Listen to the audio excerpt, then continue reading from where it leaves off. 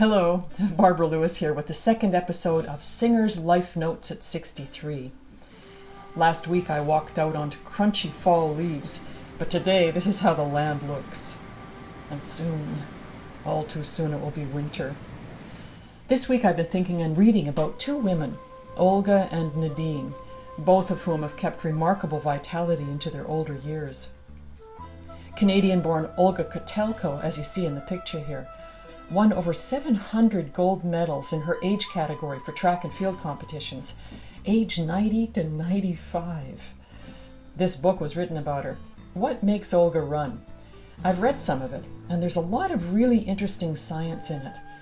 The answers to her ability to age well are quite intriguing, so I'm going to read more.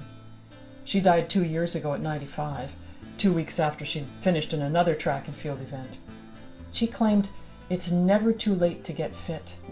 And she wrote a book about this called The OK Way to a Healthy, Happy Life. She writes, "I learned early on to focus less on my age and more on how I age." I like this approach to aging.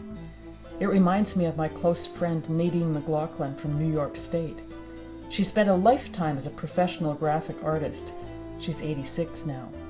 But just in the last few years, she's taken up poetry and then photography, and done really well.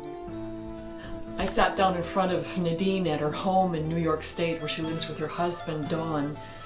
They have a very interesting life on a farm there. When I walked in, I saw that Nadine was doing some sketching on an iPad, and I said to her, just kind of joking, "Would you sketch me?" And she began to do it. And she told me as she worked on my face that this was her new tool for illustration. She's illustrating a new book called Sebastian's Rue that features a Newfoundland dog. And I watched her as she filled in some of the fur on this dog. I realized that, like Olga Kotelko, Nadine also has this quality of not staying still. She continues to evolve as an artist. Now for Olga Kotelko, it was changing within her track and field world. For Nadine, of course, it's evolution within the art field, from graphic art to poetry and photography, and now doing her illustrations on an iPad, and she had to take courses in order to do that. Nadine is also a long-distance swimmer, so she shares that with Olga. They both keep fit. So the secrets, well, if they are secrets, find a kind of exercise that you love and do it regularly, and continue to evolve in other important ways.